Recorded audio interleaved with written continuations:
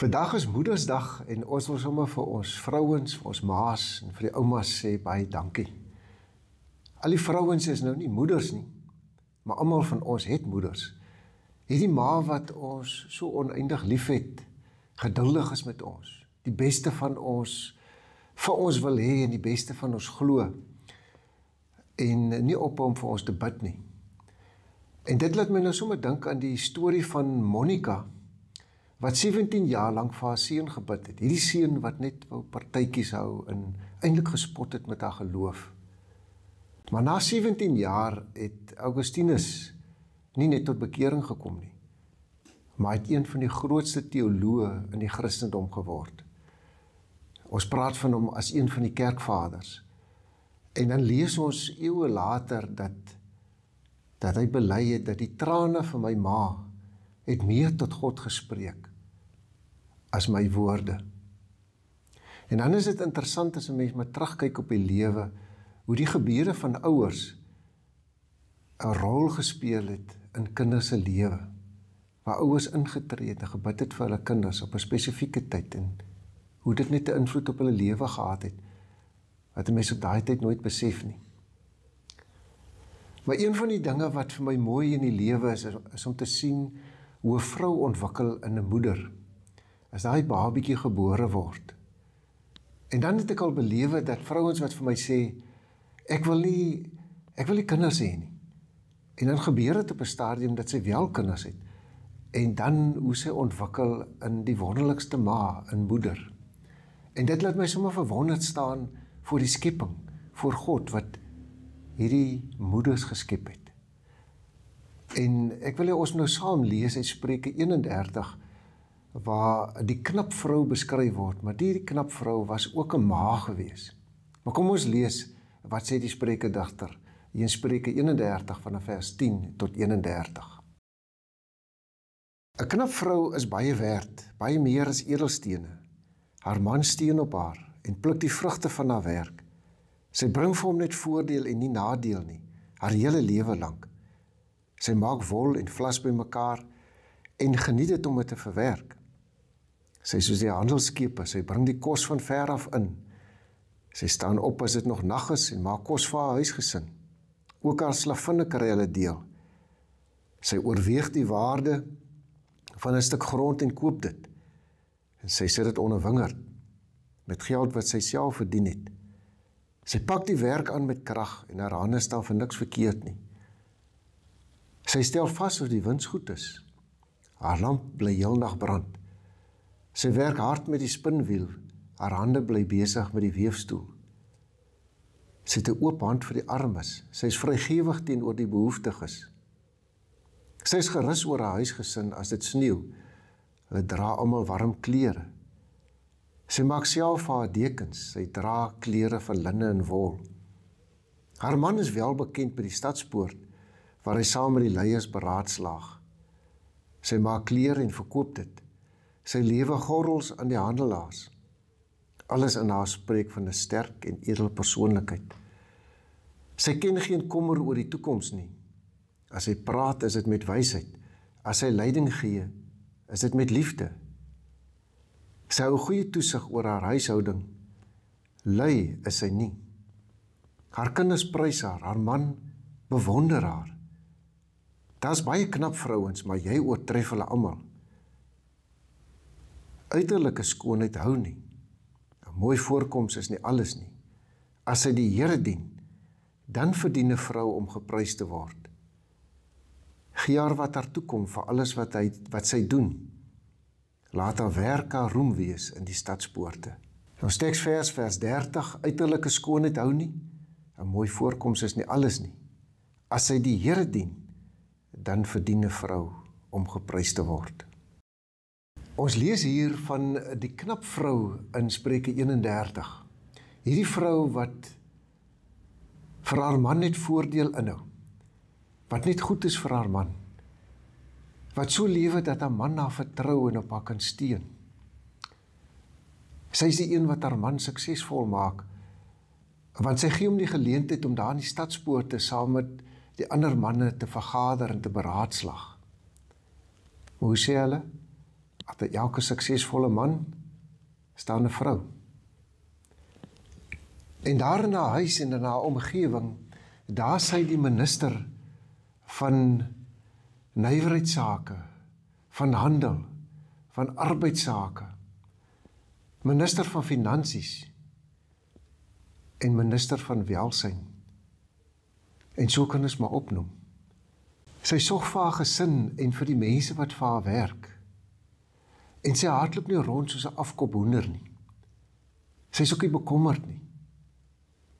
Maar sy handel met wysheid, omdat die Here dit vir haar gegee het en vir haar moontlik maak om al die dinge te hanteer. En dan lees ons dat haar kinders haar lof besing, dat haar man haar bewonder. Hy sê, my vrou, daar's baie knap vrouens, maar jy staan uit bo almal. Geen wonder dat die Spreukedigter in Spreuke 18 vers 22 sê, wie 'n vrou kry, vind geluk en geniet die goedheid van die Here. En dit is maar so, as 'n man 'n vrou kry, dan geniet jy eintlik iets van die Here se goedheid. In Spreuke 19 vers 14 lees ons weer, van sy ouers kan 'n man nog 'n huis en besittings erf, maar 'n verstandige vrou is 'n geskenk van die Here. 'n Verstandige vrou is nie iets wat ons kan verdien nie, maar 'n verstandige vrou is 'n geskenk uit die hand van die Here. Maar nou kan ons vra, wanneer is 'n vrou verstandig? Ons kry die antwoord hier in Spreuke 31 vers 30. As 'n vrou die Here dien, dan verdien sy om geprys te word. In die 2020 vertaling staan daar, as 'n vrou ontzag het vir die Here. As 'n vrou lief is vir die Here, dan is sy verstandig. Dan verdien sy om geprys te word.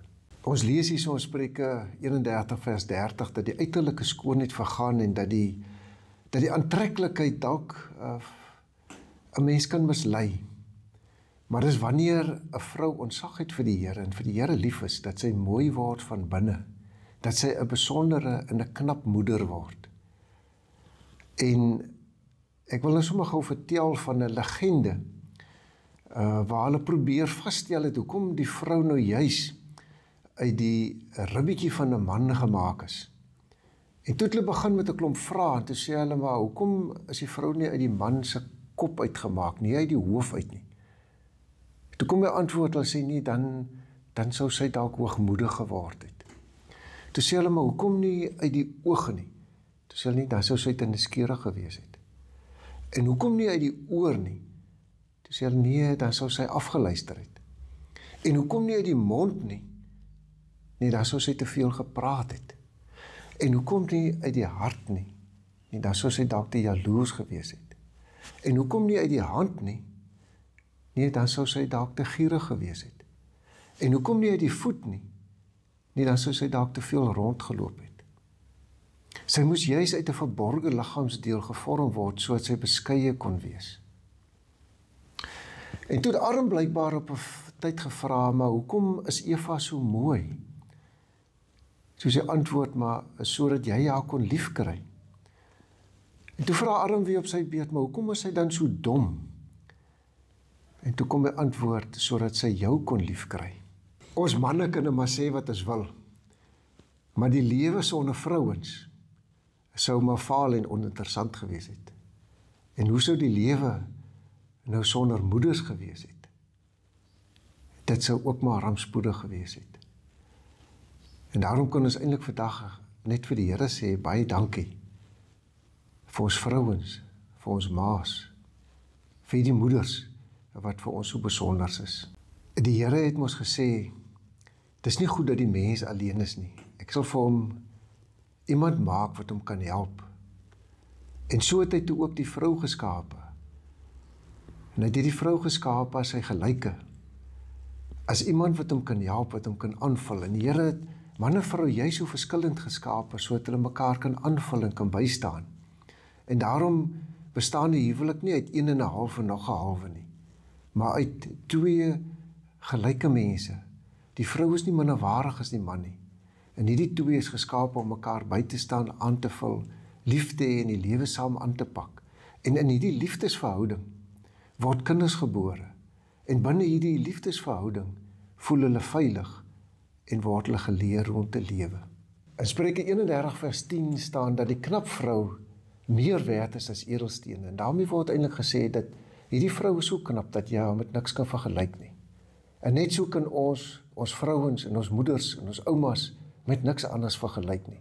Hulle is eintlik onvergelykbaar. Hulle is kosbaar, onkoopbaar, 'n geskenk uit die hand van die Here. En daarom kan ons vandag maar net ons vrouens en ons moeders en ons oumas waardeer. En ook die meisies wat nog moeders moet word, net respekteer en vir die Here dankie sê.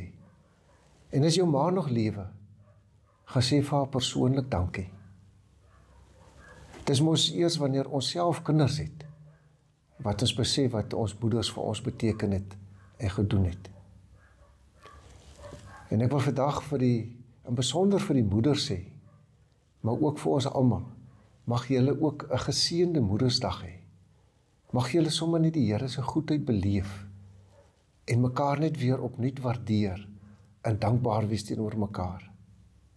Amen. Here, ons wil vandag vir U dankie sê dat U ons Vader is, wat vir ons oneindig lief het. Maar ons wil ook in die naam van Jesus Christus vir U kom dankie sê vir moeders, vir ma's wat ons het, wat vir ons lief het en wat vir ons omgee. En Here, ons kom sê dankie vir die ma's wat nog leef. Ons kom sê ook dankie vir ma's wat ons nie meer het nie. Maar vir dit wat ons by hulle kon leer, by hulle kon ervaar. En as ons terugdink aan alles wat hulle by ons vasgelê het. Dankie vir U skepping wat so wonderlik is. Dankie dat ons sommer net iets kan beleef van U liefde en U goedheid. En Here, ons kom bid vir al ons vrouens, ons kom bid vir ons ma's, vir ons oumas, ons kom bid vir die jong meisies wat nog moeders moet word, dat hulle vir U sal ontzag hê, dat hulle U sal dien, dat hulle vir U sal lief hê, sodat hulle ook vir mans U goedheid kan laat belewe.